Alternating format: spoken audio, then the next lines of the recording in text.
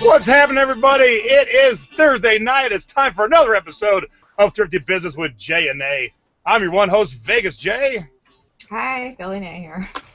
What's happening? We got a special guest tonight. I got to tell you, if you have not had enough of me and Raiken this week, like from last week and this week, you're going to get some more tonight. But tonight, the roles are flipped. Raiken's in the hot seat, and we're going to talk to him. So before I send you away, Raiken, for the little guest timeout, I do want to, we do a segment at the start of every show called Jay's Tiki Talk, and I try and match up either my rum or my mug in some fashion with my guest, and I think I did it great tonight. So let's get right to that segment before we say ta-ta to you for a little bit.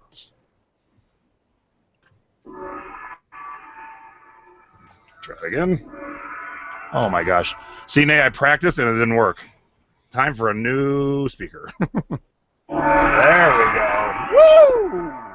All right, time for Jay's Tiki Talk. Every week we talk about a different rum and a different tiki mug to give you something to look for. Now, this week's mug is this right here. Now, this is the Lava Lech mug from Frankie's Tiki Room. And the reason I'm using a Frankie's Tiki Room mug tonight is because our guest, Raiken, was supposed to visit me probably not once but twice and blew me off 2 times on his driving cross-country and back. He had to drive past Vegas twice. So in honor of him blowing me off, I'm drinking from a Frankie's Tiki mug tonight. But wait. It is not rum, because what is today, everybody? Oh, it's Cinco de Mayo. Party, party, party. And yes, you probably won't believe this, but there is Tiki Tequila. So I am drinking Voodoo Tiki Blue Dragon Tequila tonight. Oh. So that is the rum of choice. This is some good, tasty stuff. So if you like tequila, want to try something new, try out some Voodoo Tiki Tequila. All right, Raiken, thanks for blowing me off twice. I get you on the third time. All right. Oh, dude, third time's going to be awesome. All right. We're going to say goodbye to Raiken for a little bit. He'll be back in a minute. Oh, I'm turning myself off. How's that for... Let's turn Raiken off. There we go. All right. Let's get to Nadine's segment here. Okay. I feel like I've been out of And I do have a photo that goes at the end. Yeah, I know. Okay. Let me get your artwork up here first. Well, that's my tip at the end, so you can... Yeah. There it is. So I'm just going to talk briefly. So It's Nay's breast. Hey, wait for the intro. Sorry. It's Nay's breast cancer update and fact of the week. Now you can talk. Okay. I am enjoying my Bollywood class, and I'm enjoying being with other women that have breast cancer. It's kind of it's nice because you can talk to, they really understand my feelings about things. I also went to a Young Survivors Coalition support group last week, so that was nice. Next weekend, I'm doing a yoga on the steps. It's a huge event in Philadelphia, and on the steps of the Art Museum, the Rocky Steps, a bunch of women get together and they do a big guided yoga, and there's all kinds of breast cancer information and it all goes to a really great charity, which is Living Beyond Breast Cancer. They do some really great research and benefit work for women like myself who have breast cancer, and I do have some friends that actually work for that organization, so that's going to be fun. And as far as my own health, I have to have some tests next week. I don't want to really get too much into it until I know the results. I'm hanging in there. I'm having some insurance issues right now because I just had to switch insurance, and I actually have no coverage at the moment, which is really expensive with my prescriptions and whatnot. I just spent $76.96 on antibiotics today, which would have been about $10 had I been covered. So, but we're working through that. It'll all work out, so I'm hanging in there. And my my fact of the week is that, as you can see, every 2 minutes, a woman in the U.S. is diagnosed with breast cancer. So just think about that. As long as the show goes, every 2 minutes, another woman is being diagnosed, like myself. So that's a really staggering statistic. So we need to work on that. All right, now it's time for our scores of the week, brought to you by WorthPoint. Woo! All right, let me get the scores up here. Where are our scores? There's Nadine's scores. All right, Oh, there you go. You are first. Oh, let me okay. get that back up here. I didn't realize I wasn't sharing anymore. And there you go. Oh, so I do apologize about the horrible photo I know took. I took it. This was a listing on the couch moment when I wasn't feeling good. So, but the reason that these are a score is because my mom gave them to me. She had these prints just sitting in a closet in her house since probably the 90s, and I guess she had the intent to frame them, putting them up in the kitchen, and it never happened. So she's like, "Here, you want to sell these?" And I was like, "Sure." So for $34.99 with free shipping, they're all real. They're just framed. They're just matted prints. They're not under glass or anything. I can easily just bubble them, secure them with some cardboard. Off they'll go. And that was for something that I got for free. That was a pretty good sale. So. Yeah, no kidding. Mhm. All right, and then the next one. Okay, so this one I actually thrifted when I was in Vegas. Oh, when was the last time I was in Vegas? I guess it was for the eBay radio party 2 years ago. So in that sense, it's a dud, and I thought it would sell. I thought it would really do better because it's Heineken, it's Delft, it's got a golf and squash club name on it. It's got all these great keywords, but it did sit for a while. But at the same time, I was asking $59.99. I got an offer for 25 or 20.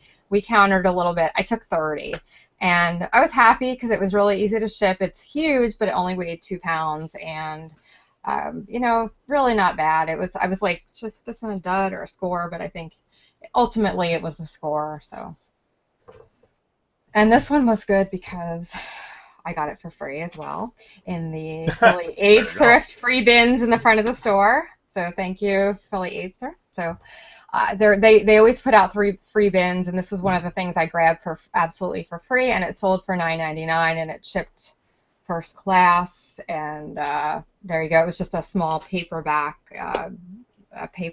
like magazine kind of thing. So that was a really easy sale for $10 for paying nothing for it. Cool. And Hmm. my first score was actually a dud. I can't remember what episode it was, but I had bought a whole lot of tequila bandanas. Hey, I wasn't even thinking about that. Tequila bandanas. Huh. That's I had bought a perfect. bunch of Cabo Wabo ones, and those sold quickly and for a lot of money, like 25, $30 a bandana. This Jose Cuervo, not so much. I had 10 up there for $9.99, and they have been up there for over a year. And somebody had recommended that maybe I sell them as one lot to a crafter. But yesterday or 2 days ago, somebody bought 8 of them for $72, I think. And I just threw the other 2 in as a bonus gift. So they're gone. I made some money. I only paid 70 cents each. So 70 cents times 10 was $7, and I sold them for $72. So good return, and I'm happy to have them gone. This I kind of bought as a goof. It's a plush Willie Nelson. Wow. My grandmother and my uncle were huge Willie fans, so I was teaching a class, and I picked this up because they just little remembrance of them. And then I found out how much it was worth, and I sold Willie this week for $42, and I paid $2 for him. So Fantastic. that's a pretty bitchin' plush there. And then I got to give a shout out to my wife, who, when she comes to the events to see me speak, she doesn't usually pay attention when I'm not speaking because it's not her gig. But we were out thrifting one day, and she grabbed me these jeans, and she goes, "These are good." And I had never heard of Jack of Spades, and I go, "They are?" She goes, "Yeah, I learned it in Chicago, at Ecom Chicago." I go, "From who?" And I forget who she said. I go, "You were paying attention?" And I she said, "Yeah." And so we bought these jeans like a month ago for like $2.99. I sold them for $40. I listed them; they Great. sold right away. So thanks, honey. You did good for me. Good job, Stacy. And I just want to say I like your intro photo for jeans. I'm going to Oh, thank steal you. that idea because that's pretty cool. It shows that's like the part of the jeans that really matters, the Yeah. brand label and the so that's I like that. I like that Oh, and real photo. quick, I meant to say this at the top of the hour. Nadine and I might be doing a live show. We're going to talk about one coming up in a minute, but a live show from Vegas in July. There's a new bar in town, and it's awesome. Here's the shirt. It's Rebar on Main Street, beer, wine, and bargains. It is a combo bar antique store. Everything's for sale. It's awesome. I got to go to the pre-party, and I said, I got this idea, do the show. What do you think of a live show from the bar? And the owner said he loves it. So keep your eyes open for that. Or if you get to Vegas before July, check out Rebar. That'll be fun. All right, we did our scores. Now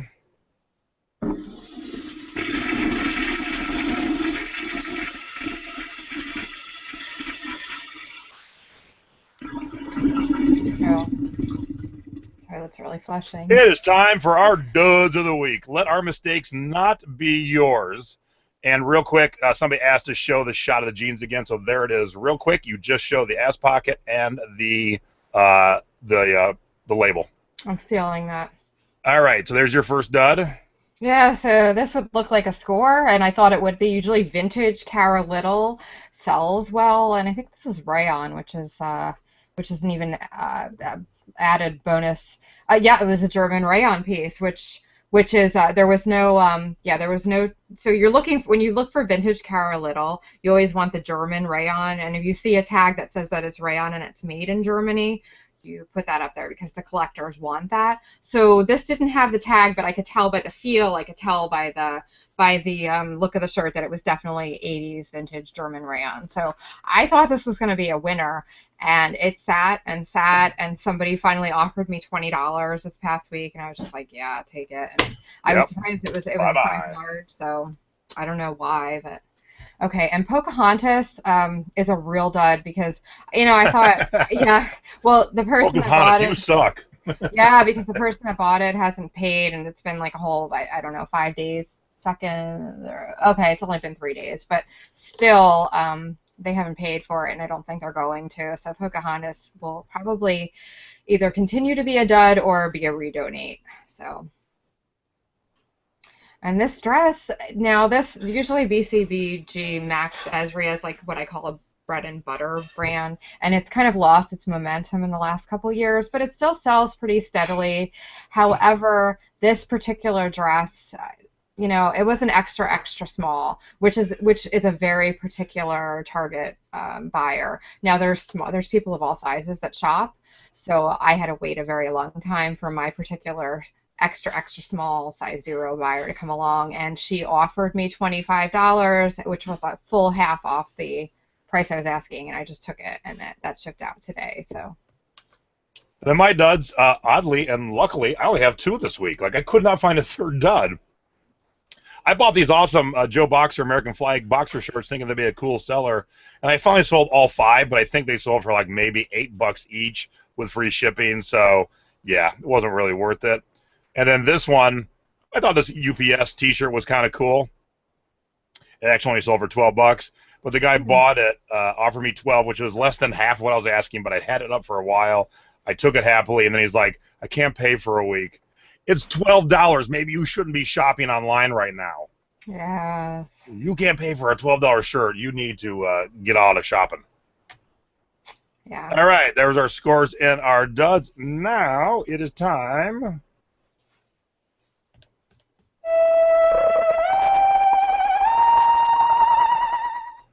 For close encounters of the thrifty kind. Let you go first, Nay. Okay.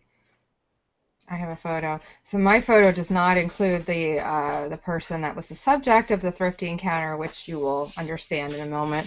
So Jay asked me, I was at Philly AIDS Thrift this past week to meet with one of the really nice owners who is going to host us in June for a live show there. And I had to wait a little bit to meet with her. So he asked me, he said, hey, can you go upstairs and just take some photos of the furniture section, just some wide photos so that we can kind of scope out the area and see what would be best to set up. So this is the edge of the furniture section. You can see the Christmas section in the back, which is really cool. They have an all-year Christmas tree and section.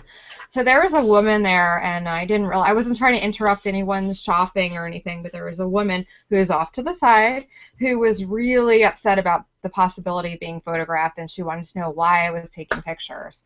So I just said, well, I told her, I said, we're going to do a live show in the store, upcoming, and I gave her show information and all, and she just kind of looked at me, and she's like, well, I don't want to be on camera, so can you please take your picture, so that, because I want to go look at the Christmas stuff, so can you take your picture, and then so I can get by? And I was like, sorry, like, I really wasn't trying to interrupt anybody, but she just did not want her photo taken, so that's why she's not in the picture.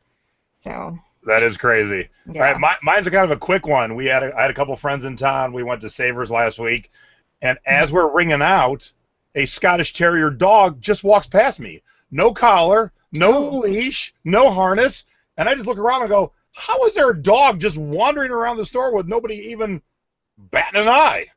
and there was an old man at the front going, come here, and the dog wouldn't come, so he finally got up and picked up the dog and sat back down in the chair at the front of the store, and then somebody walked into the store, and the dog was like, arr, arr, arr. And not one Savers employee said anything. I'm like, Nobody said a word. Nobody. no, not a word. Wow. So, luckily, the dog did not growl at me, and not that I would have cared all that much, but it was just funny that he just waltzed on by. Wow.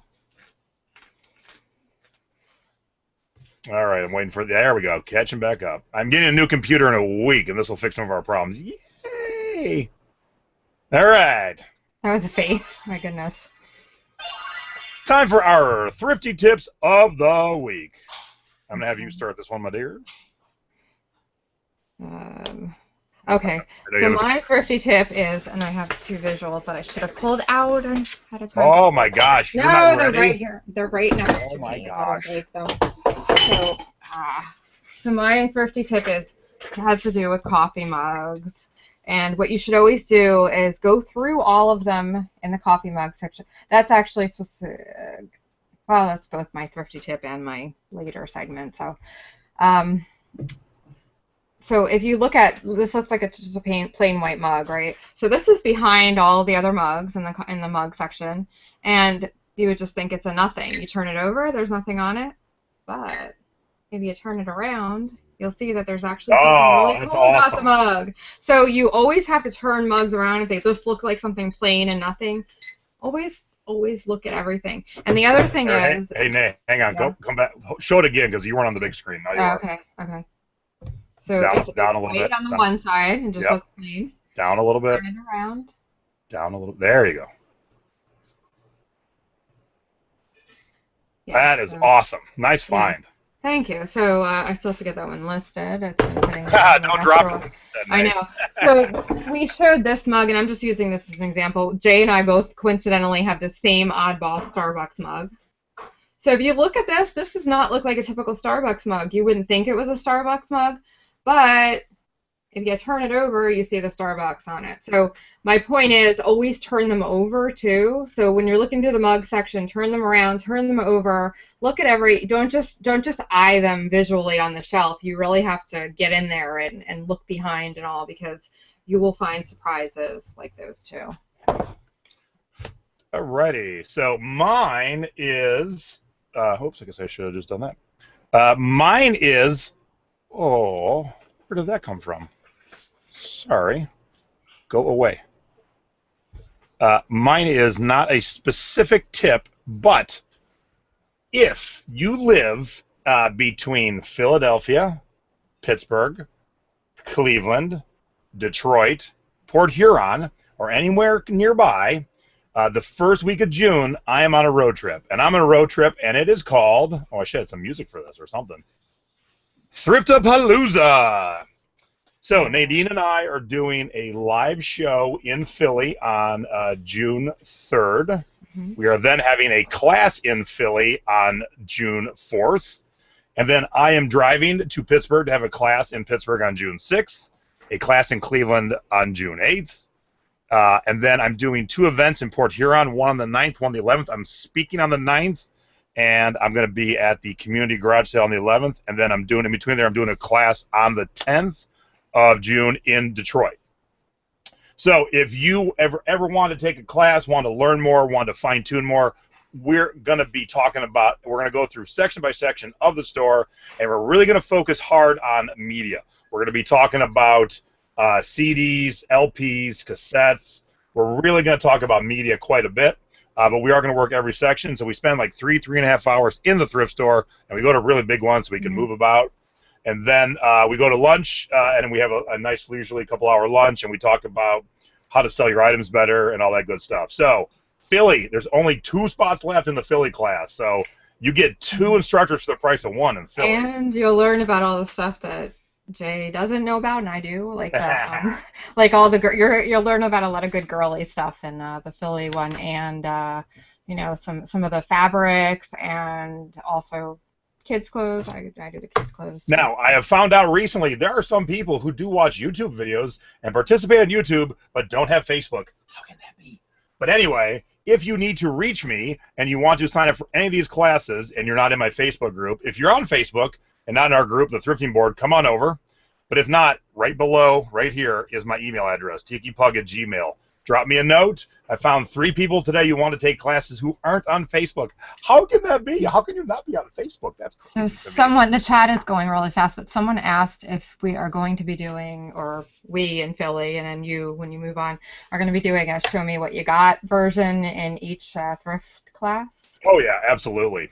And since we're on that topic, let me show you this piece of artwork that Nadine did. So we're doing a live show from the coolest thrift store in the country. It's called Philly AIDS Thrift. There it is. We're going to need a live studio audience, and what we want to do is we want to raise some money for their cause. So Philly AIDS Thrift raises money for AIDS research. They give free HIV tests. They do a lot of work like that. And so I think we're going to sell the tickets for $20 a pop, and it's really just a donation. It's a donation you can write off. But we're going to set up in the used furniture section. We're going to do a live show, and we're going to have a ton of fun. So if you're in the Philly, Jersey area, come on down. It's going to be Friday the 3rd. We think 1 p.m. I couldn't get a confirmation today, but we're hoping for 1 p.m. You're waiting for the confirmation. And just so you know, those tickets will be limited, and what you will get for that, which is really a donation to the store, is a live front row seat. So there'll be shoppers in the store walking around and all, but they won't be like in the actual audience. So you'll get a front row seat. Yeah, I mean, could you come in the store and not pay, of course, but who would do that? You know, you're donating to a good cause. You're donating to help out the people who can't help themselves sometimes, and we love that store, and you will too. It's the most amazing store ever. And then right after, we'll probably go drinking at Fat Tuesdays. So be prepared to hang out.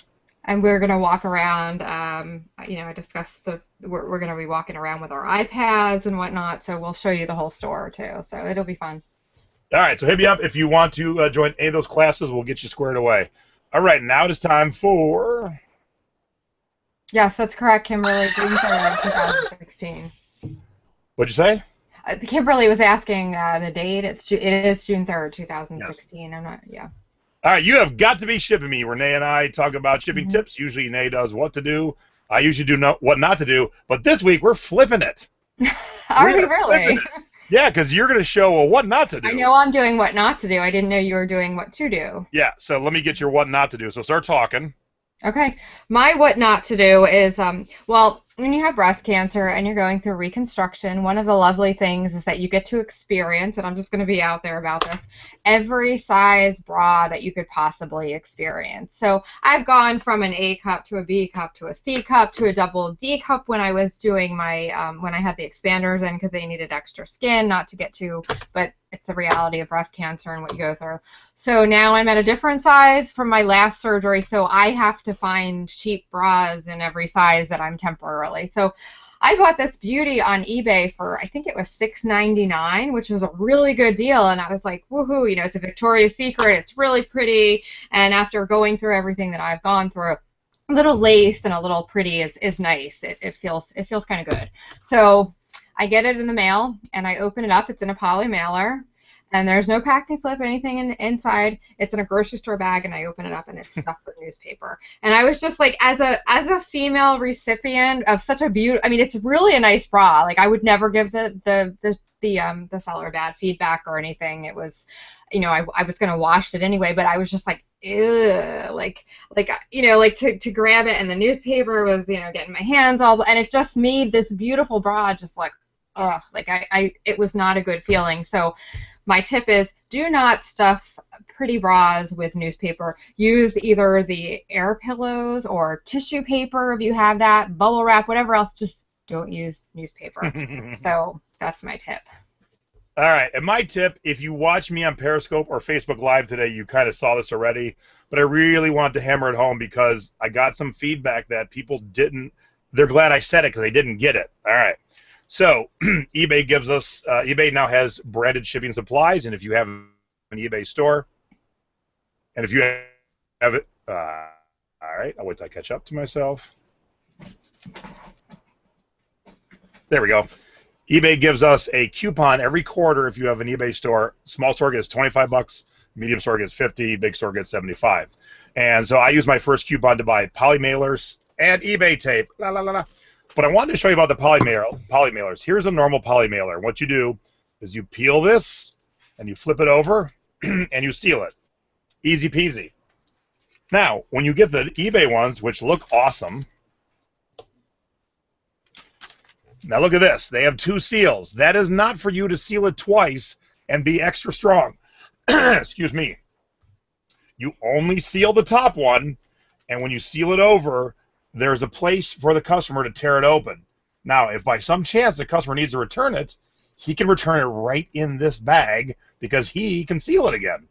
Isn't that cool? So make sure that you're not pulling off both of these and flipping it over, just the top one. I just want to share really quick too. I ordered tape. I didn't get my tape yet. I ordered some poly mailers. Didn't get those. I got some tape, lady. I used my full $50. I didn't get the other stuff, but I did get these eBay boxes today. They just came today. Nice. And I thought that they were going to fit in a poly mailer. That's why I got them. I thought maybe they'll fit in the poly mailer kind of and they're just shy. So if you want to use them in the poly mailer, this is kind of a bonus tip. All you got to do is like shave off maybe a ½ inch and they would fit. So, but they're pretty good boxes. I mean, for first class shipping, I think they'll be good. There you go. All right, now it is time for our viewers' 2-minute topic of the week. This week is by Lynn Hudziak. Lynn wants to know, what is the first department you go to when walking into a thrift store, and what is the first thing you search for? And I thought I was prepared. I forgot to grab my little handy-dandy holder. So guess what? I'll be the holder. And are you ready, Nadine? Yes. So as you saw with my tip, I was in the mug section, and for some reason recently, every thrift store I go to, I have been gravitating towards the coffee mugs, and I really don't need any more coffee mugs to sell, but I always find some really good ones. So I don't know why that's been my section. I feel like I'm going to miss out on the mugs if I don't hit that section first. However, traditionally, I like to sell women's clothing, and I'm a big dress fanatic, so usually I would hit the dress section first. It's just been recently that I switched it up and I've been hitting the coffee mugs first. I don't know why. There's really no rhyme or reason, but and then I kind of moved through the housewares, because the coffee mugs traditionally in thrift stores, unless you're in like the Philly AIDS thrift, which is not set up traditionally, it's usually right with the houseware. So then I'll usually go through the housewares. And then I'll gravitate towards the dresses, and then I'll hit the whole women's clothing section. But I don't know why I've changed that up and started. All righty. All right, let me get me up on the screen here. Oops. I want to put me on the screen there. There we go. And start.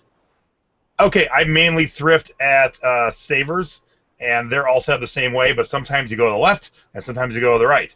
So I always do the same thing. I start at the glass display case where like the fancy stuff is. Then I go into art, books, media, and then up and down the rows of tchotchkes, and ending up in like the furniture section. Then onto toys, and then really slowly work the men's clothes. I should be going this way with my hand. And then over to women's. Then I go to women's bras, women's robes, women's pajamas, and then I quickly peruse the dresses and see if there's any good vintage Hawaiian dresses. From that point, I pop over to purses and work my way up the purse wall, slightly glance into shoes, but I don't do a ton of shoes, and then I work my way back to the front. But the last stop I always make, and you should too, is the go-back rack. There is always good stuff on the go-back rack. Wow, you gave your whole entire thrift store map. I didn't do that. I just said. Well, hey, that's why we do this segment, because you never know how we're going to answer it. Yeah, and also the end caps are always something to look at, as well as the go back rack. All right, our last segment of the day. Before we get to Raiken, it's one of our segments we flip every week. Mm-hmm.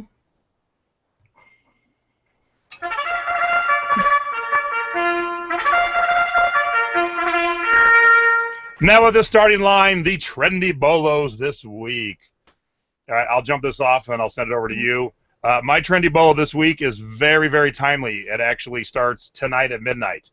So pay attention. This is going to be a good lesson for those of you who are not comic book nerds like some of them. All right, come on. Okay. All right, there we go. So the new Captain America movie comes out tonight. And what is very unique about this Marvel movie is Spider-Man is in the movie. Now, you may say to yourself, hey, Jay, Spider-Man is a Marvel comic hero. What's the big deal? Before Marvel Studios had their own studio, so Marvel Comics, before they had their own studio, they had to sell their characters. So Fox got X-Men and Fantastic Four, and Sony bought Spider-Man. Well, from that point, Marvel started their own studios, and the characters they didn't really technically own anymore, they couldn't use.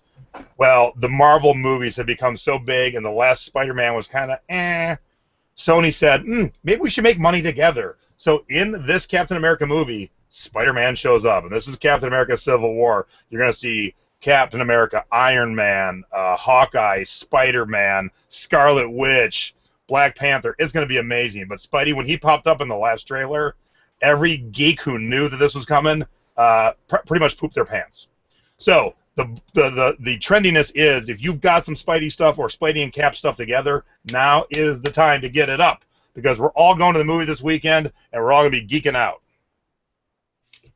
So my boys want to see that, so I have to make sure that it is appropriate for a 6- and 7-year-old Well, child. I'm going Saturday morning, so I will let you know. So you'll have to let me know, because they're all over that movie already.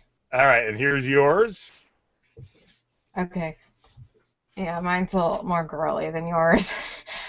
So faux fur, not real fur, but faux fur is always something that is always in, no matter what. You know, these fuzzy things. You'll always have a buyer for the fuzzy fur, kind of really crazy items.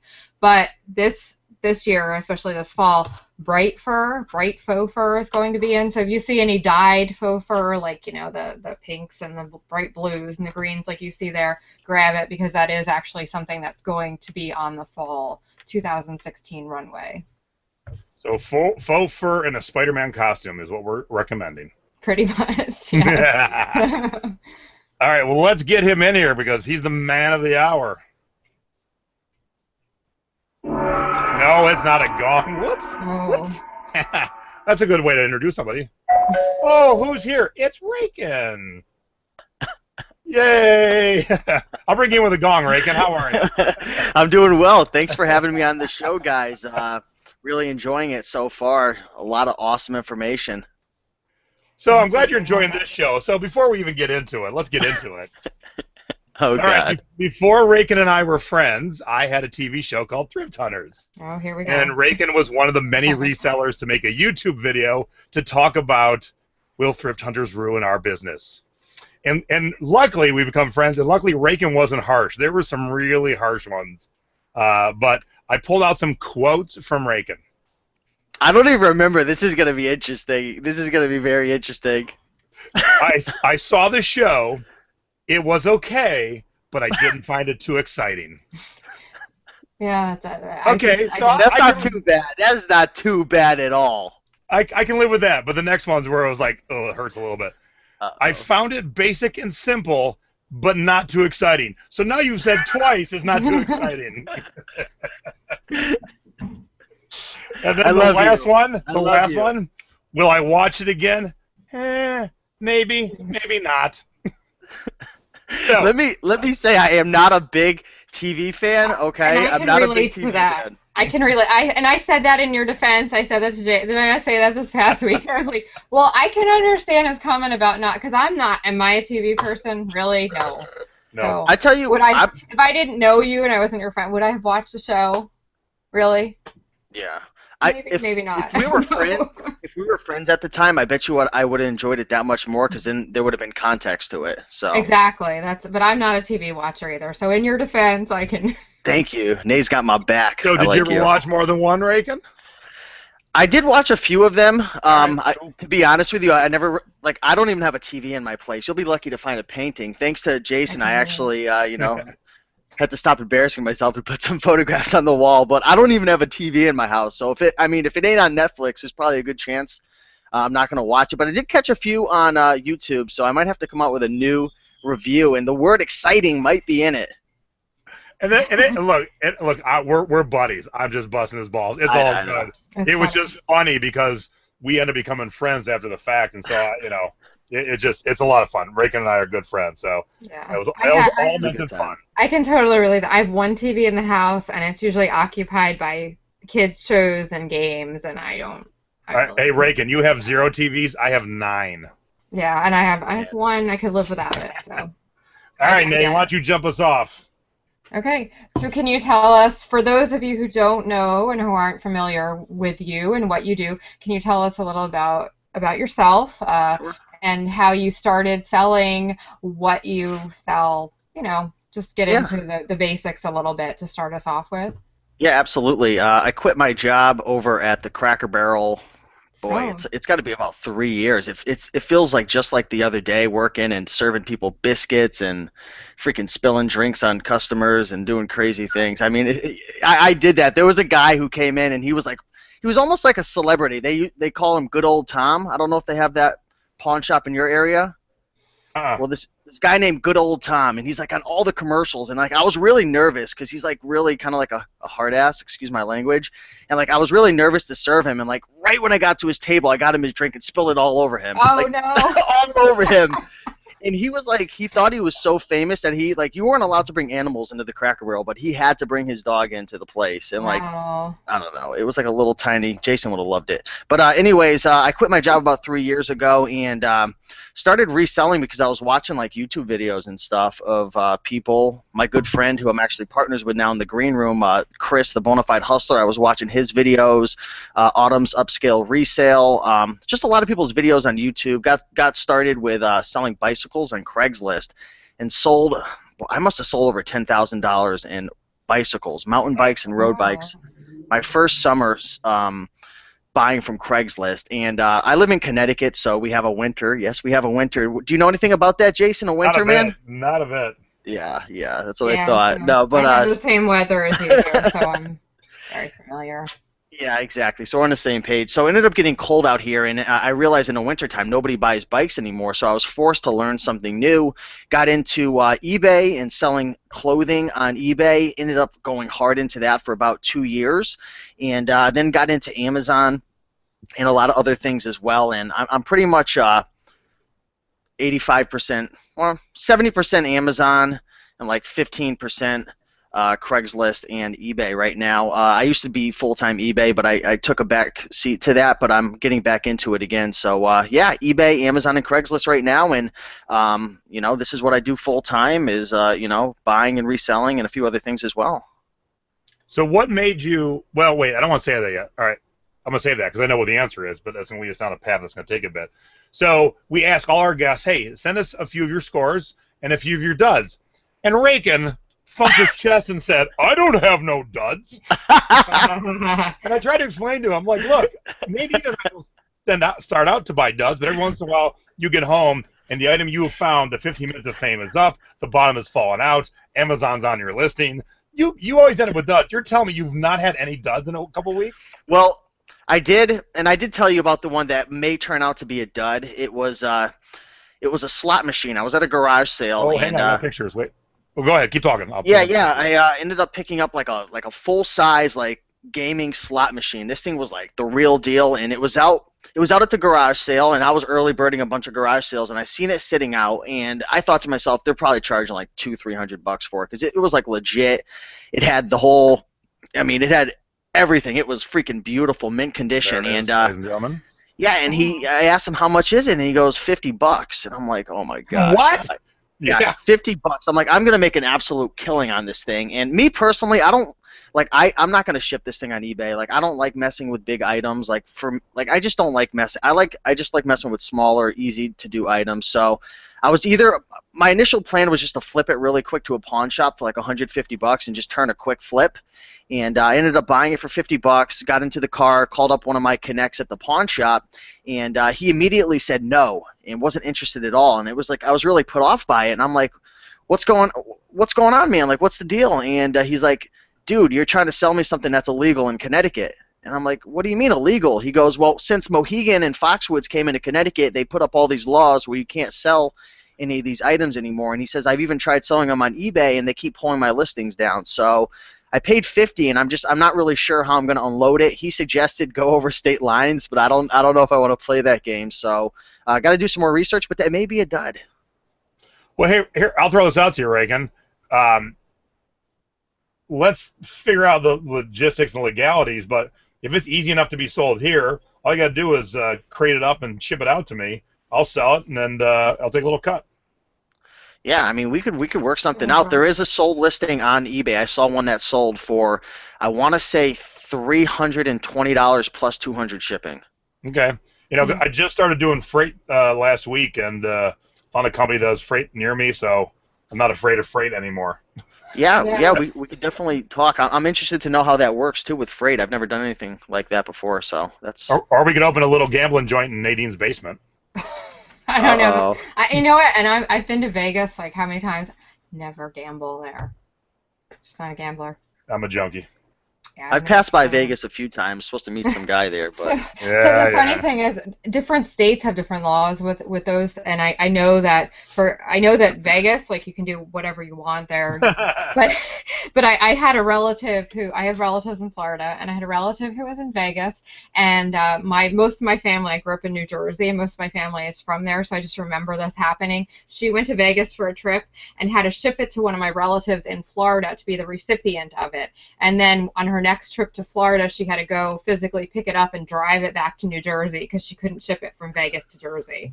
So it would be awesome though if we get it to me, we sell for a nice profit, and it'd be the power of the internet, really.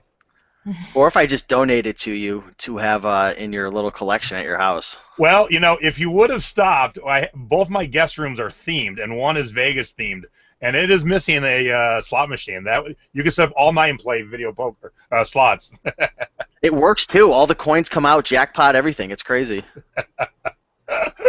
Cool. All right. Well, since we're talking about your duds, let's talk about your scores because you sent me a couple nice things here. So let's get that screen up here. And the first one is this baseball glove.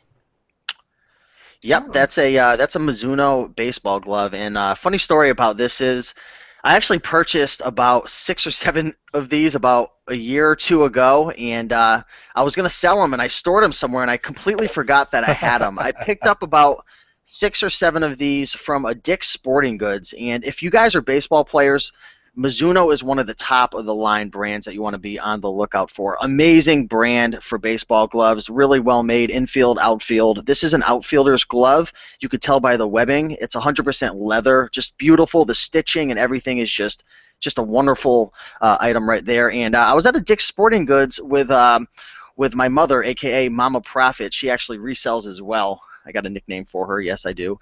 And I saw these on clearance for, I want to say it was like $29 I got each one for, brand new. The tag on each one was like $170 something, all new with tags. And me being an idiot that I am once in a while, I completely forgot that I had them, and I pulled them out, and I'm like, holy mackerel, I've got like $800 worth of gloves sitting in here.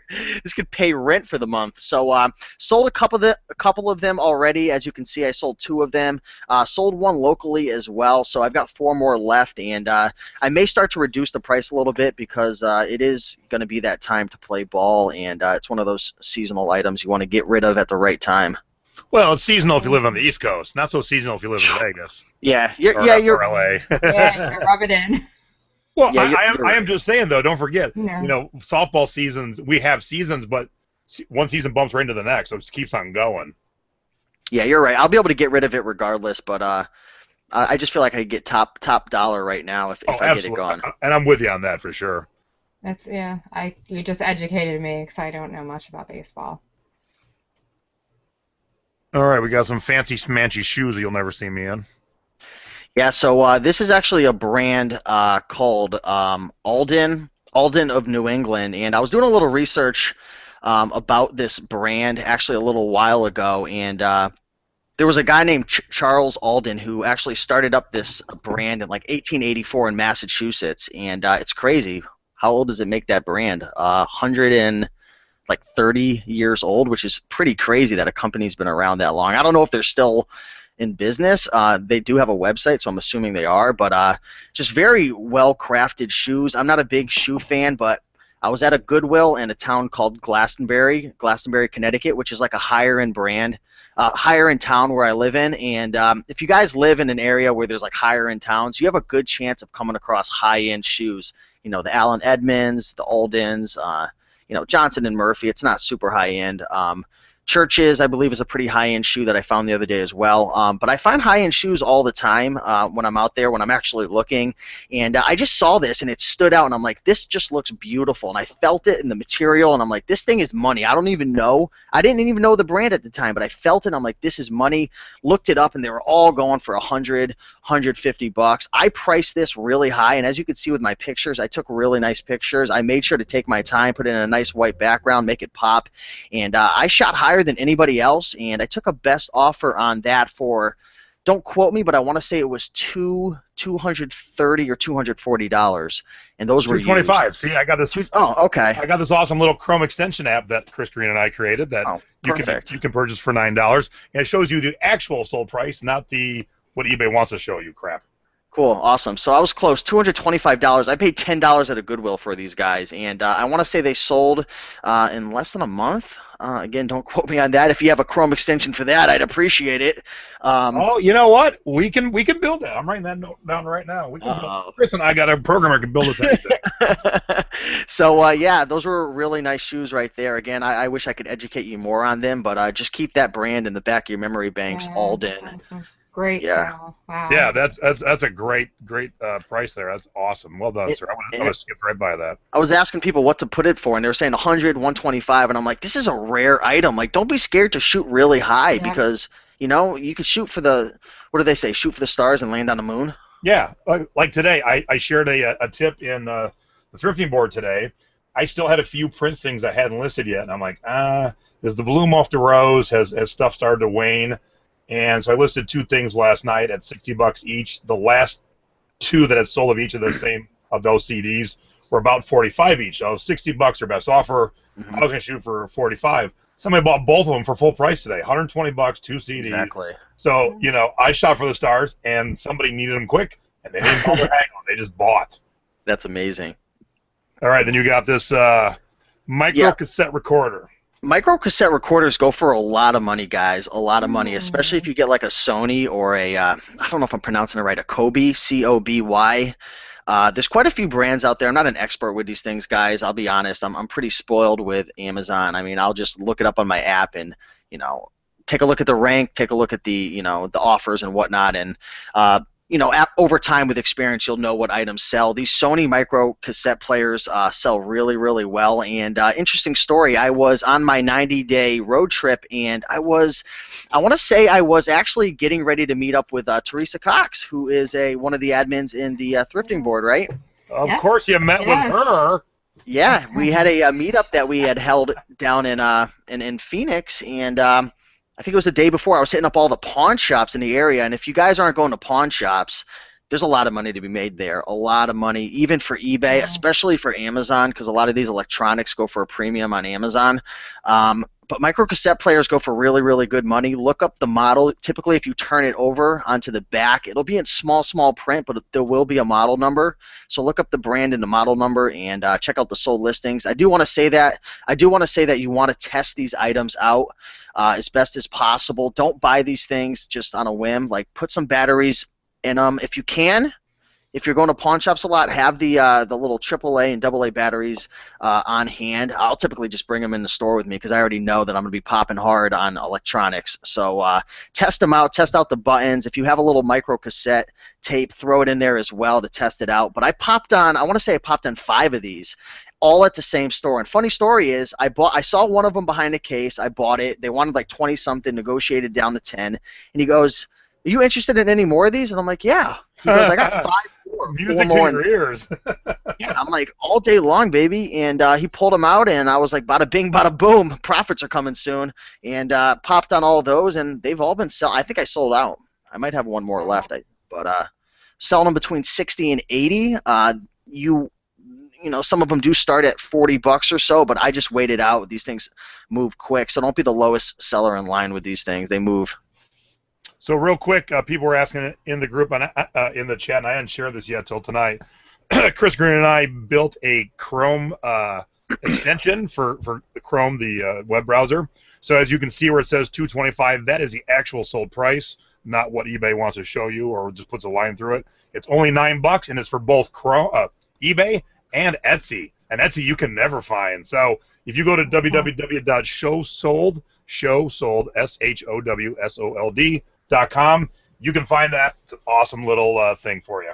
All right, so Raiken, I watch you. I watch your videos. You tend to buy a lot of little electronics. Easy to move, easy to ship, easy to take care of. Here's what I buy, and you're going to laugh at me. Oops, I thought I hit click stop. Okay, so what do you think that micro cassette recorder weighs? 6 ounces, 10 ounces? Yeah, probably somewhere in that ballpark. Okay, you ready? Hang on. I gotta use my legs for this. You buy little things. I buy 20-pound beta cords. This weighs 20.2 pounds. Wow. And what's cool about this version of beta, where am I? I'm all caught up in all the cords. It was an official Olympic beta. Interesting, right there. Yeah. And look, this was at the thrift store for $7.50. Has the remote, the cords, the original manual. Oh, wow. And a friend sent me a beta tape so I can give it a test, and I haven't tested it yet. But if you test it and show it working on eBay, they're selling for $130. If you just say untested as is, they're like $10. So as long as this works. But I think I should follow the Raiken model of 6-ounce items over 20-pound beta tape machines. I tell you though, it's a great way to differentiate yourself from the competition selling the bigger items, because a lot of sellers are lazy. Like I even admit, like I'm lazy to an extent, not wanting to. I don't know if it's laziness or just valuing my time, but you know, the bigger items, a lot of people will pass on them because you've got to store them, you got to prep them, you got to bubble wrap them, you got to, you know, treat them with love. So I think there's an opportunity with the bigger items. I love my beta machine. Give it a kiss for me. Oh my. Okay, so Steve, you talk a lot about, you just mentioned pawn shops. Now, I live in a big city, obviously. I'm in Center City, Philadelphia. So I pass by literally on a daily basis a lot of pawn shops, and I just never go in. I don't know why. I don't know if it's that feeling of, I don't know what, because it's odd because I love flea markets, I love garage sales, I love thrift stores, but I never go into the pawn shops, and I'm in a big city. So can you tell us a little more about how you got started going into pawn shops? Just give us like the down on pawn shops, because I don't think a lot of us shop them, and it's an interesting angle. Yeah, so a lot of my buddies, I run a membership group called the Green Room, and I knew a lot of my buddies who were doing pawn shops before I even did it, and the Bonafide Hustler, he's been doing it for like 7 or 8 years, and I was like you, Nay, I just never walked in. Maybe I was comfortable with thrift stores, or I just enjoyed my garage sales, but for one reason or another, I never walked in. Yeah, and yeah, I don't blame you. It's a weird thing. It's just I don't know what it is. It's like there's this stigma or something with It's intimidating. It is like it is intimidating. Like, and the prices are high. But what people don't realize is you can negotiate like crazy, and if you bundle a lot of items together, and if you know certain specific items, like I have a certain, like for example, I go after the Canon PowerShot little point and shoot cameras. The little tiny ones, they're great for vlogging. They're great for taking eBay pictures. They don't, for some reason, they underprice them all the time. And for example, I picked one up the other day for $30. I literally just sold it today. It was a Canon PowerShot ELPH 170 for $90. It was blue. And I buy calculators, I buy cameras, I buy new in the box items. But I got started because I went to one of the Green Room events, I don't know, it was last year, the Green Room event last year, and I'm seeing all these members in the group, like, we went to pawn shops, and they're just, like, destroying it and finding all these items. I'm like, holy crap, I've been missing out like crazy, and they're bundling, negotiating, doing all this stuff, and I'm like, wow, like, it's one thing to just hear me talk about it or hear you talk about it, but when you actually see with your own eyes that people are doing it, it like makes it real. So that's kind of how I got started, and I started to hit it really hard, and went on a 30-day trip, hit it really, really hard there, and just wrote a book about it. It's just it's you know, it's not easy, right? It's not as easy as thrift stores or garage sales, but if you're willing to learn and negotiate and bundle and build relationships with the people working at these places, there's a lot of money to be made there. And what's your book called, Raiken? It's called Pawn Shop Profits. Easy peasy. Now, So the reason I want to have you on, other than to give you to bust your balls a little bit, which is always fun, but you went on this tour of the United States. So you started in Connecticut, yeah, worked your way across the country, and then came back, and you periscoped and you shared your journey. And one thing that kind of caught me off guard, and that's the reason I want to have you on tonight, is how you use FBA. And I'll give you, if you're watching this show and you don't know what FBA is, I'm going to give you just a quick version. Definitely please Google it and read up on it a little bit more after the show. But essentially, FBA is fulfillment by Amazon. You buy products, and you send them to Amazon, and then they sell them for you. And where the bonus is to you as a seller is your products then can go Amazon Prime. Now, if you don't know what Amazon Prime is, if you pay for a year subscription to Amazon Prime, besides many other things, you get free 2-day shipping. So, I'm sorry. Oh, that's all right. I know FBA from hanging around Chris Green and others like that is you're going to clearance section, you're buying 100 of this, 100 of that, you're wholesaling, you're buying 100. I watched you on your tour, and you're buying just one-offs, and every night you're in your hotel room packing them up and sending them to FBA.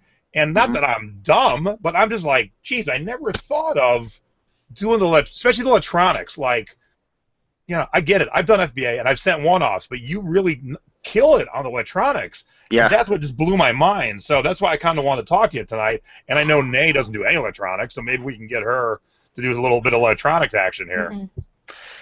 Yeah, so I was just going to say that the other thing about FBA that's really attractive to me that, I don't sell on Amazon, but I'd like to get into it. And it's interesting because I'm more of a thrifter like Steve, and it's kind of cool that you've shown us another angle that you can still be a thrifter and, kind of a picker and not have to go, because really and there's nothing wrong with people that enjoy it, but retail arbitrage and buying from warehouses and all, that's just not it's just not attractive to me. It's more, I just love the hunt. So that's pretty cool that you do that and you sell FBA. And also the other attractive point to that is that you get the inventory out of your house, because I have a small house. So.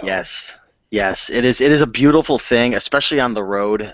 It's a beautiful thing being able to, go to a brand new city, right, that you've never gone to, and you put together your list of, whether it's garage sales or pawn shops or thrift stores. You get to explore, meet cool people, eat awesome food. You get to visit all these new stores. You get to buy all this stuff. You fill up your car. You tow it into your hotel room and you just box it up and get rid of it and you move on to the next town. So I had a ton of fun on my trip doing it. And even if you're just centralized at your own home, it's a beautiful thing to be able to buy your inventory and get rid of it. It's relieving. It's a good feeling. If you've never done it before, I'd advise to try it at least once.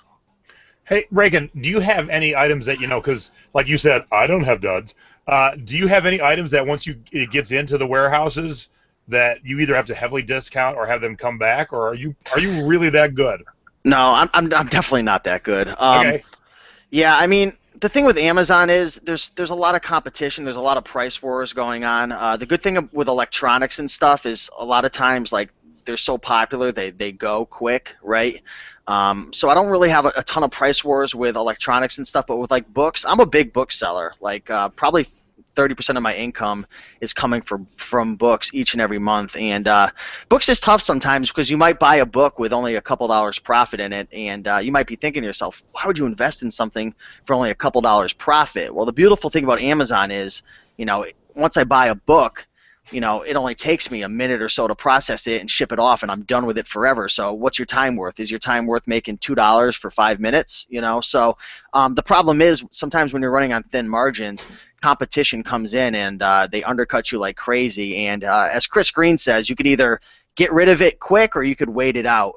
He always talks a lot about waiting it out for the price to come back up. So, a lot of times if you're buying on thin margins, it could get wiped out and you're going to have to, hold on to your product for a while to get your money back. What, so do you often end up with any long-term storage fees? Not really. Most of my items sell, but for example, I lowered a bunch of prices on my books, and I'm getting rid of them for $4 or $5. I'm probably losing 10 cents on some of them, but the beautiful thing is about books, I mean, you could buy 100 books. If you only spend $1 each on each one, you're in it for $100. if you sell 3 or 4 books for $20 each, you're in the green. So you could, it's kind of like an analogy is like to get in the Hall of Fame in baseball. If you hit 300, if you get a base hit 3 out of 10 times, you're in the Hall of Fame. You're considered one of the best. When you're dealing with books on Amazon, it's kind of the same. Not that low, but if you get 5 or 6 correct and you fail on 4, you're still going to be in the green a good bit of the time. So one thing I want to mention too that I kind of stinks about Amazon, and it's why I like eBay in this aspect. When you're an eBay seller, you could differentiate yourself from the competition in a bunch of different ways. Like Amazon, only thing is price. Like it's all just a price war. eBay, you could differentiate yourself on photos, on keywords, on your description, a bunch of different things, right? With Amazon, it's just all price. So it's kind of hard to separate yourself from the crowd. Now, is that why you hop back to? Is that why you hop back into eBay? No, I hopped into eBay just because, I enjoy selling on eBay, and I'm always at the thrift stores, and I'm buying stuff for Amazon, and I see items like shoes and clothing, and, I've got this new place with a huge garage, and I'm like, man, I got my mannequin, I've got everything. I'm like, I've got an employee who lives around here, used to work for me, and he wanted some work, so I figured I'd jump back into it again. But most of my income is coming from Amazon, like I said, probably 70% of it, and that's the way I plan to keep it, just because I really love buying stuff and then just sending it off and just forgetting about it. I mean, not to brag or boast, but I've sold $400 today, and I haven't done anything. They've all picked it, packed it, they've shipped it out for me, and I'm like, cool, like this is awesome. See that, and that's what I think, Nate. I think people need to hear and understand. Like, Raiken sent all of it together at once, put it in the system, and then today he sold $400, and he didn't do anything else. Yeah, he didn't have to sit there and list it. No, yeah, it's a beautiful thing, because if you could do, just as a number, you do $400 a day, 365, and you're only touching it really twice, because everything that we do, we touch about 5 times. Raiken buys it and then ships it away, and that's it. And I'm not spending a ton of time, guys. Like, I'm really not. Like, I'm doing Amazon FBA on a part-time basis, and I don't really want to touch on numbers because I know some people don't like throwing numbers out, but I'm making a full-time income on FBA, not spending a lot of time. I mean, this week I've probably spent like 3 hours, and like a lot of times I'll spend 10 or 15 hours, and I'm making a full-time income, which used to take me 40 hours a week on eBay, right? And I'm not saying Amazon's better than eBay. You guys, I owe eBay a lot. That's how I came up. That's how I quit my job. I was full-time, had an office space, 2 employees. I had over 1,000 in my inventory. I was doing $6,000 or $7,000 a month on eBay for a while. So I come from the eBay world. Like, that was like my upcoming. But I just don't write off Amazon, guys, because it really allows you to leverage your time. And you guys I know a lot of eBayers are watching. You're missing out on a lot of Amazon items when you're at the thrift store, a lot of them. Vice versa, if you only sell on Amazon, right? There's a lot of eBay items you're missing out if you only sell on Amazon. So I think it's good to have your hand in a few different cookie jars. Yeah, so I think my niche is obviously it's women's clothing and shoes and all the stuff and I buy a lot of pre-owned items that you can't sell on Amazon, obviously. But I am a bookworm and I love books. So I wonder, I believe that's an ungated category, correct? Would you say books? Yeah. So maybe that would be a good place for me to start. Books are awesome. I wish I could. I'm gonna see if I could show you my. Do you see all those books sitting down over there? Those are getting ready to get shipped off in a little while. And there's so many cool softwares now that people are coming out with, and just tools and it's just amazing, guys. We're so lucky right now. eBay, Amazon. We have so many things that are just like. I wasn't selling on eBay back then, but you know what it was like, Jason. We talked about it like 10, 15 years ago. Like, we're so lucky as online sellers. Like, we have everything that we could have ever wanted to make our life easy. Oh, absolutely. So I think I'm going to start with books. Yeah, send me a message behind the scenes. I'll walk you through your first shipment if you need any help. So. Since you've never seen the show, Raiken, we thought we'd throw in a little catnap corner.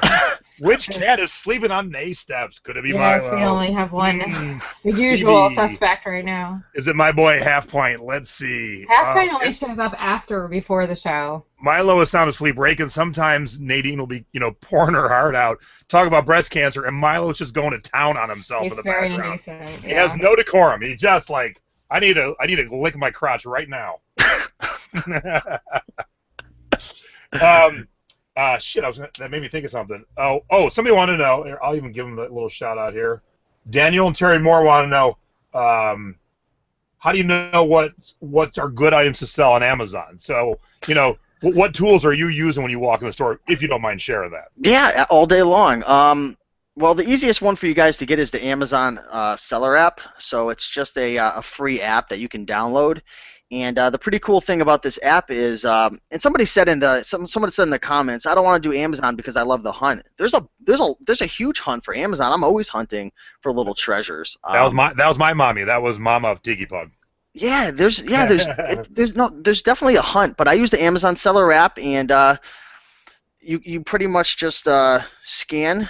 Boom, bada bing, bada boom. It shows a barcode. You scan it, and it pops up, and it shows like a sales rank, which is like an indicator of how fast it sells. Shows the prices and stuff. I also have a barcode scanner. A scan fob scanner. It's this little tiny thing. Chris Green has it. He always like straps it up and looks like the Terminator. But it's like a little laser thing that scans and reads barcodes and stuff. But that's pretty much it. Just got my cell phone. Got the Amazon Seller app. I also use a new app called FBA Scan. And that's it. It's just there's a lot of data and analytics on this on the app, guys. I mean, I sell, and I can't take any of the credit for anything I sell. It's just all the app. I mean, a monkey could read this app. And here's one thing I want to warn any newbie, because people are going to watch you, Raiken, and we're talking about this. They're going to go out and do it. They're going to download the app. They're going to find some stuff. Rank is important most of the time, and I've watched Amazon sellers fall in this pitfall. When you find something rare in media that has not sold in a long, long time, the rank will be shit, if at all. But that doesn't mean you shouldn't buy it. Now, if you pick up, say you're at a clearance section at Kmart and you pick up a toothbrush and it's ranked like 100,000, and that toothbrush ain't selling that much. The thing is, you got to remember too, rank is going to be different for each category. Right. Like for example, like you can have a 10,000 rank in books, and that's like amazing. It's selling like probably, who knows, like 4 or 5 times a day. Who knows, 2, 10, I don't know. Nobody knows the algorithm. But a 10,000 rank in video games isn't that great. I mean, it's a little slower. So, but you're right, man. Rank isn't everything. I like to look at the feedback, the amount of stars as well. See what the customers are saying, because you want to make sure that you're putting really good products in your store, right? Because there's a such thing as returns on Amazon, and I'd say there's a lot more risks of getting returns on Amazon, especially with electronics. I want to say too, don't just think you're going to go in a pawn shop and make a ton of money and there's no risk. Mm-hmm. Electronics are risky. There's a lot of returns. There's a lot of issues that could happen. So if you guys are going to sell on Amazon, take your time. Check out Chris Green. Check out the Amazon videos on YouTube. Take your time. Don't just dive into it and think it's really easy. I might come off like it's easy, but I've been doing this for a while. It's like telling someone who's... I can understand there's a learning curve. Yeah, so I want to just make that disclaimer. There's going to be a learning curve. Now it's time for our bonus tip of the week. Brought to you by our guest, Steve Raiken. So you just said it, Steve, and I never even thought about that. You read the reviews of the product to help base your judgment. That is an awesome bonus tip. I never thought of reading the reviews to make sure it's a good quality product. That's awesome. I found a product at Target, retail arbitrage item. It was during the Q4 period, and if you guys aren't familiar with Q4, us Amazon folks like to talk about Q4 as a time where you could send in practically anything and it'll sell.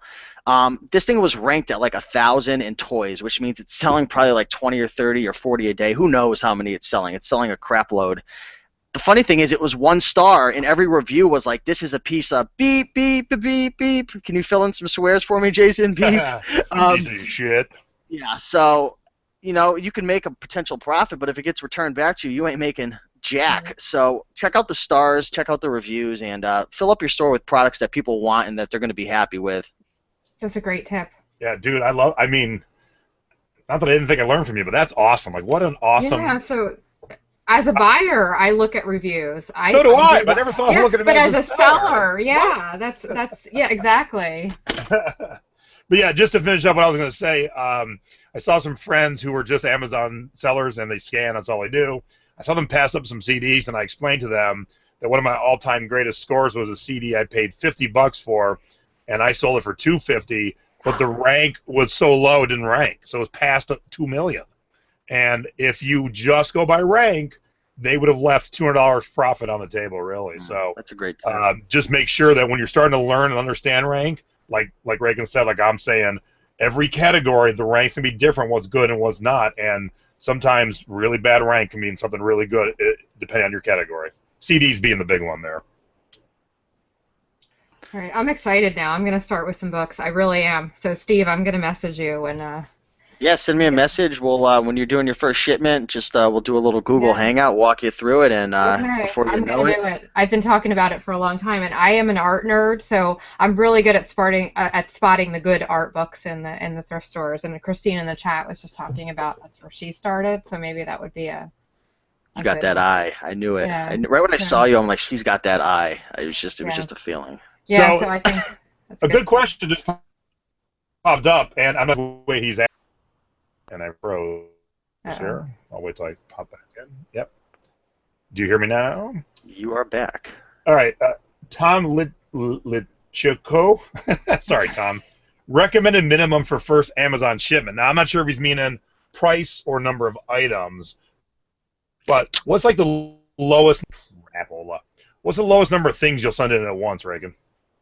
I don't really have a number. I mean, the thing about Amazon is sometimes they'll split off your items to different warehouses, because when you guys ship items to Amazon, there's warehouses all over the country. I think there's like 15 or 20 of them now. Mm-hmm. So sometimes if you send in like an oversized item, an item that's like pretty big, I don't know what the exact measurements are, but if you send out an oversized item, they'll typically split it off from your shipment, and you'll have to ship it by itself, which kind of stinks because you'll have to pay like $5 to ship one item, which you guys are probably thinking, ooh, $5.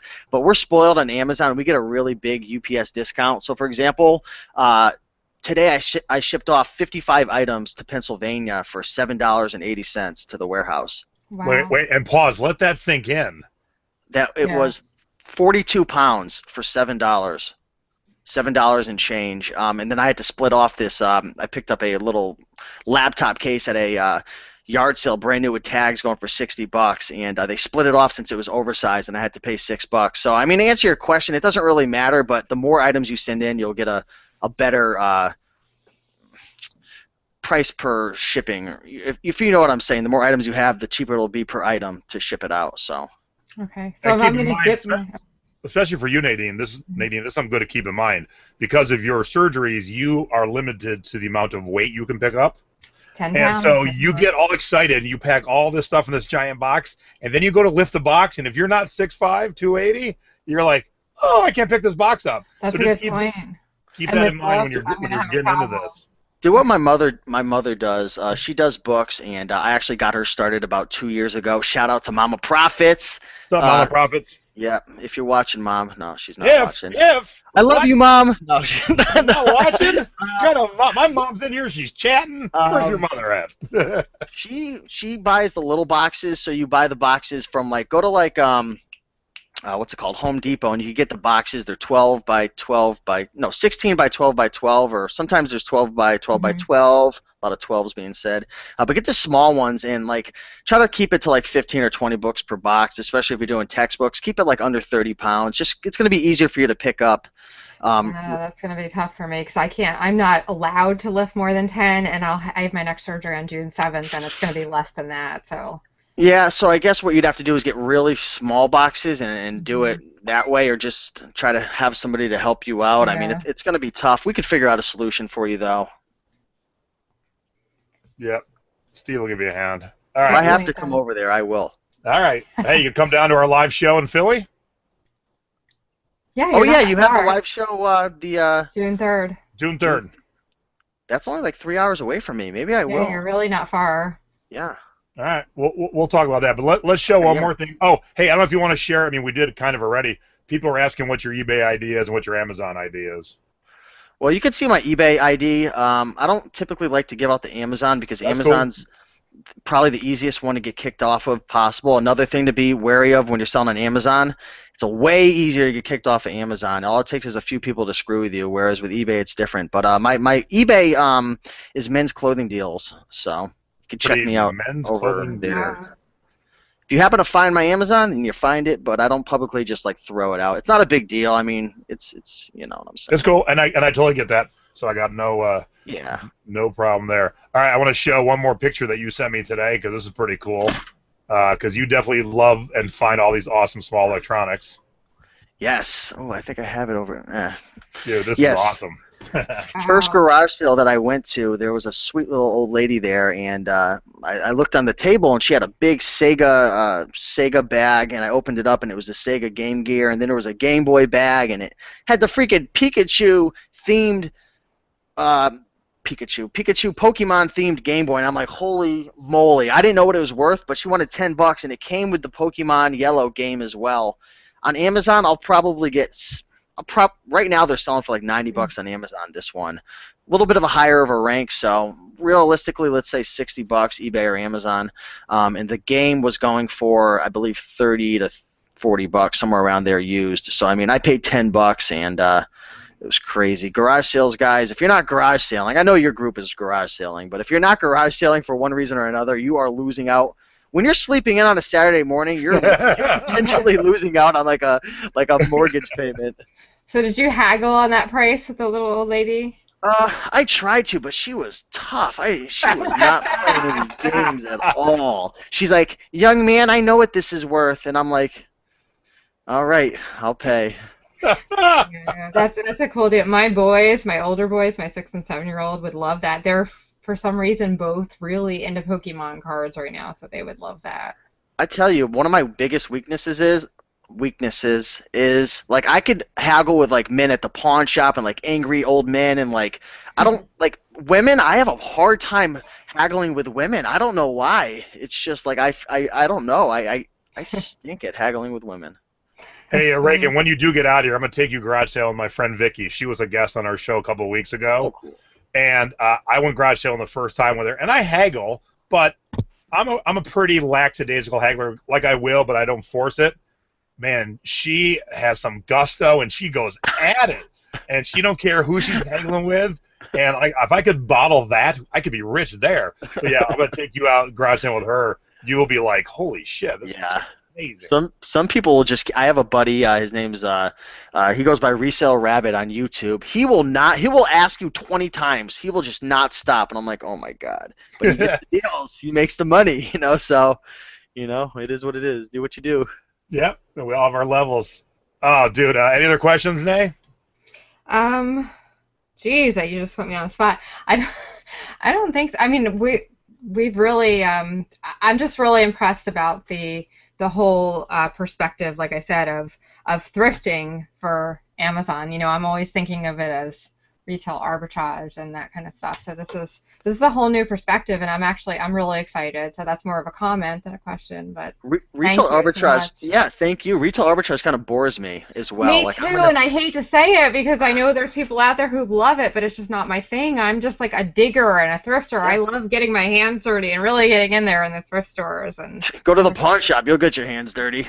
Well, maybe when Jay's in Philly, we can stop in one of the pawn shops on South Street, and I can kind of get because I'm kind of afraid to go in. So. Do you guys do video games at all on eBay? I have not, because I'm so not a gamer that I've just. But I would have picked up that Pokemon Game Boy though. I definitely. So much money to be made with video games in pawn shops. I've sold some PC actual games. My husband was clear. He was just going to donate a whole box of his PC games, so I sold them on eBay, and they all cleared out, but they didn't go for that much. So that's my only experience. Well, if I end up coming to Philly, we'll definitely do some one-on-one pawn shopping, or bring the people out, or whatever you guys want to do. Whatever I can do to help you guys out, just let me know. I'm here for you. So. All right, cool. Yeah, we'll talk about it because I'm there for a few days. So we have a ton of them here. So besides doing the show, we're gonna be doing some hanging out with some other friends. Are coming in from Connecticut and Jersey and stuff. So we're having a good time. I went thrifting and pawn shopping in Philly. I actually went down to the most ghetto gangster part of Philly. I'm gonna send you a clip, but I'm shooting my introduction clip, and there's like all these gangsters walking by me. It's like under the bridges and stuff. Like I thought I was gonna die. It was actually a thrift store there that actually had a bomb. Did you hear about that? The bomb in the Philly thrift store. It was like That sounds like a normal five, Tuesday in 5 months Philly. ago or so. That's where I was, just to give some context. Okay. You're crazy. All right. Well, again, another home run episode. We have 200 live viewers. Thank you very much. Please do me a favor and click like and click subscribe. Follow us if you've not seen the show before. If you're here tonight because of Raiken, thank you for coming. Go back. We've had tons of great episodes, tons of great guests. We always try and bring a specialized reason for a guest. Last week, I got my balls busted because the guest was my wife, and everybody got to ask her anything she wanted, and she showed my underwear that had holes in it, Raiken. See, that's why you should get married, because your wife does shit like that to you. So, but it was a lot of fun. So thank you, Raiken. Check out Raiken. He has a Facebook group called The Green Room. It is a membership group, but it's an awesome little group. All the guys that he runs it with are great guys. I have chatted with all of them, drank with one of them. So feel free to drop Raiken a line on eBay, or you could on Facebook if you like to find out. Hello,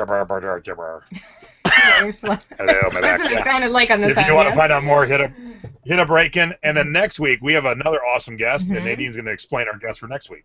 So Rosita Ogan, or I hope I pronounced her last name correctly. She is one of our most prominent social media sharers on the Thrifting board, which is our Facebook group. If you're not a member, please ask to join and we'll let you in.